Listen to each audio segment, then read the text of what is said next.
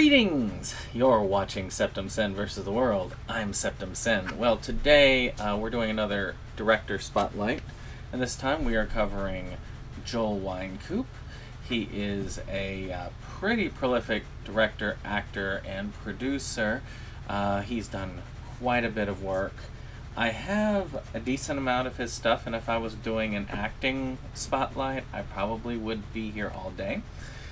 But I figure a director spotlight keeps a little bit more encapsulated and lets me do that. I don't have all of his stuff, but I do have a decent amount of his stuff. So it's going to be kind of fun there. I've seen about half. But we're going to have some fun with this one. At least I think so. So his first film that he directed in 1985 was called Twisted Illusions. Now, I have it on the Tim Ritter collection. Now, we'll be seeing this one again in the near future. I do like Tim Ritter. He is an amazing director and filmmaker, and I'll have to do some of his stuff in the future as well. He's going to be a fun one to spotlight. But there's a lot of working together with him. Matter of fact, you're going to see a lot of kind of double dipping between him and between Joel and Tim Ritter and Phil Herman. A lot of these people, it's a community, and I've noticed that there is a community like this, like YouTube. I noticed the small YouTubers, that's a community. The bigger YouTubers, that's a community. The mid-sized YouTubers, that's a community. The micro-budget filmmakers, that's a community. So, you know, I'm not quite in, I'm in the small-time YouTuber community, and slowly working on the micro-budget director community one day. But this is a nice little collection. It has quite a few of these on here, and you'll see this again as we go. All right, so the next one, which is a pretty cool one, this one is sold on Vinegar Syndrome's website, and that is Lost Faith. Now, of course, as always, if you get a chance to get these things direct from the individuals, I mean, if you can get in touch with Joel and ask him if you can buy off of him, that puts money directly in his pocket and not through somebody else. But if you can't get it from him, and you can't get it from Phil Herman or Tim Ritter or any of these people who do, then the next stop would be to go towards others. But, you know, always check with them first if you can, just to get again, I want to see money going directly into these people's pockets. As much as I can, because they do work hard on these films, and there's a piece of themselves in it. So just as a thought there. So Lost Faith, I love this slipcover. This is a typical martial arts flick. I got this one actually signed, which is pretty cool.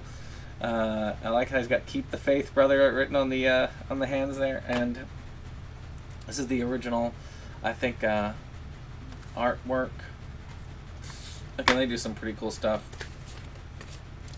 It does have reversible art, and there are versions of it. There are different versions of this, so you can. There's different versions of a lot of these. And of course, one cool thing is I always love getting stuff directly from Joel if I can, because he'll send you a cool drawing of like Spider-Man. He does a lot of cool comic art and stuff like that, which is really nice. I do like a lot of his personalization and stuff like that. So, great film. Alright, before I die, I mean, you can definitely talk about my Phil Herman, I believe, review of this beforehand. I want to say this one was an anthology. Yes, it was. And it was a pretty good anthology. Of course, as you can see, this is kind of rough around the edges, but that's okay. You know, some of these things, again, it's sort of a guerrilla filmmaking type endeavor sometimes, and it's pretty cool to see this. This one, though, rough around the edges, was really fun to watch. I did enjoy this particular anthology. All right. So, the next one is Twisted Illusions 2. Told you this would come back. Again, I believe Twisted Illusions might be an anthology. I'm not gonna lie, I don't have I don't have the knowledge that I've seen it with. I do plan on seeing stuff, but there's a lot in my backlog. But I do hope to see all of these one day. I like to get some excuses. Like Lost Faith, there is a Schlockaholics episode where we go through it, and Joel is on there, so you should check that out. It is pretty cool to get his take on it. There's also an interview with Joel on my channel, if you want to see more of him as a person there. So that's pretty cool. So the next one is The Bite. So, this one looks like it sounds like a vampire movie. Again, sounds like it's fun. I have not seen this one, but there are a few of these. He has a number of these Joel D. Wynkoop collection versions, which have some special features added and a few other things, which are pretty cool. I had a couple of these versions. I admit I try to limit things to one version each, unless it's like one of my favorite films of all time. But still pretty cool. So the next one here is Always Midnight, which I've got in this Midnight Trilogy collection. I don't know if there's any... I cannot remember. I might have to come back to this set as we go. But Always Midnight is on there. I think it's like the last of the three. But it is a pretty cool looking collection. When you get your Midnight Trilogy here. For some reason I have an Anhedenia flyer in it. Alright, so we have to skip a few because I don't have some of these. Especially some of the series that he did. But I do have, the next one is a sort of a documentary type thing, which is Fall of an Actor. I do love this artwork. I think it's really cool there. Kind of comic book style artwork. Kind of rotoscope type as well. This looks pretty fun. I want to see this one actually probably the most next, which is going to be maybe closer than one thinks. Looks good. Alright, moving on. So from what I can gauge, there's only one of these movies that he's actually directed in, but he's been involved in all 5 of them.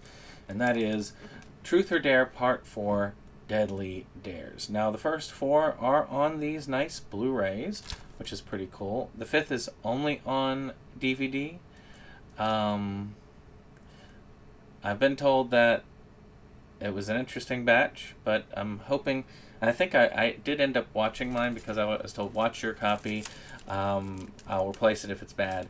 And my copy worked, which is great. So I have all 5 of these films, but this is the one that he actually directed. So yeah, it's kind of funny. I saw the 5th film first. I haven't seen any of the others. Alright, let's see here. So, then I skip a whole bunch of it, but I get to Joel D. Wynkoop's Wynkoop Tales. This looks to be another anthology film with Psychos R Us, Dead End, Diary of Blood, Tainted Love.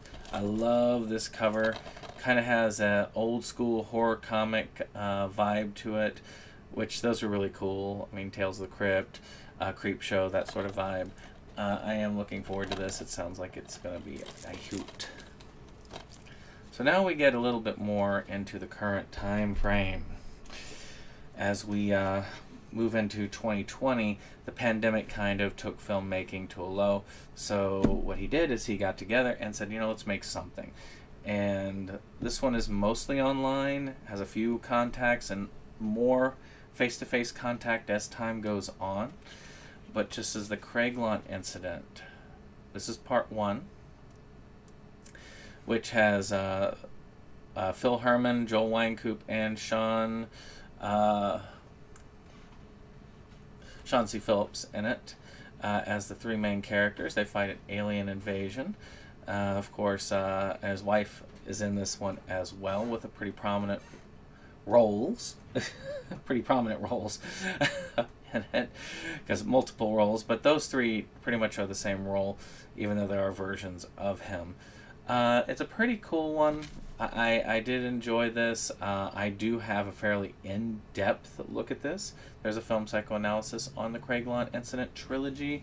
I go in depth for all three of the films. That was one of my pandemic endeavors. And one of these days I might return to it if I've just got like a lot of time on my hands, because I've watched I've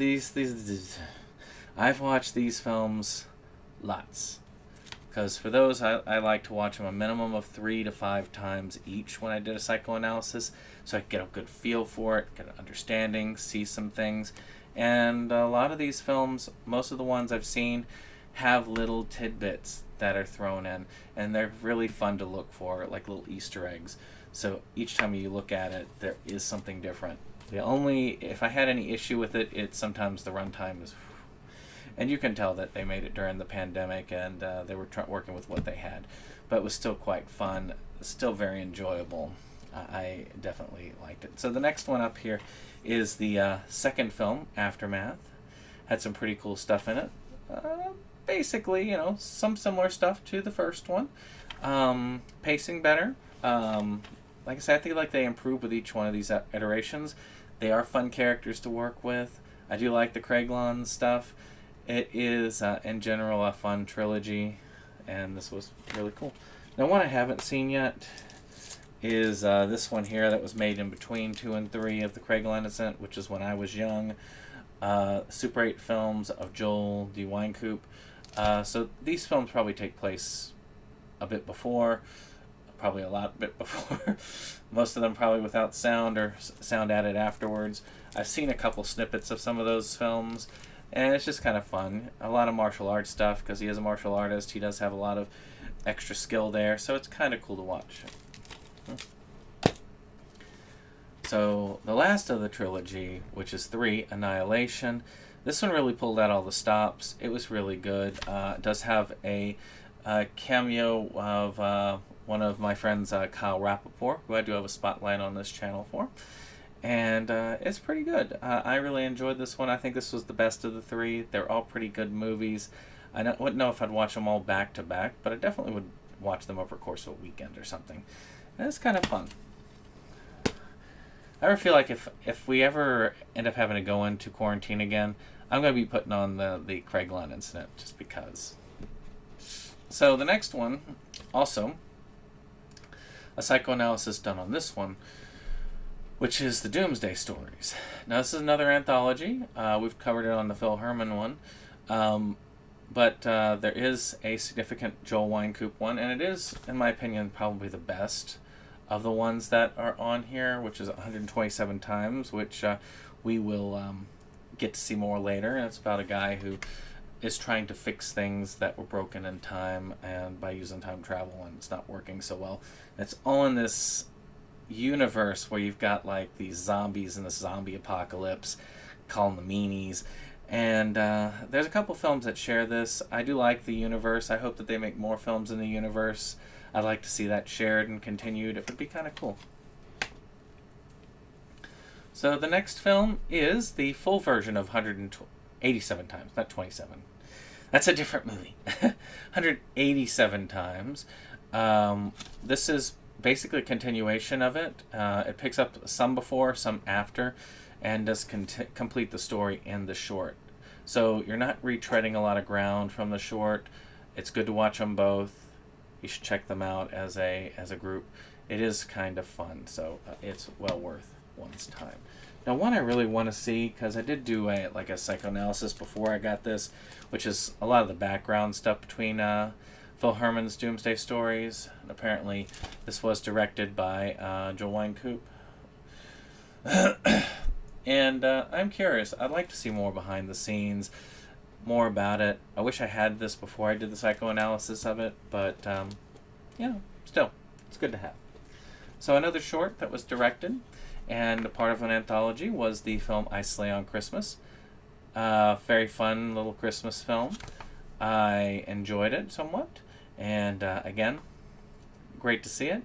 I'm sure that there will be some on the new film, which I will be talking about in a minute.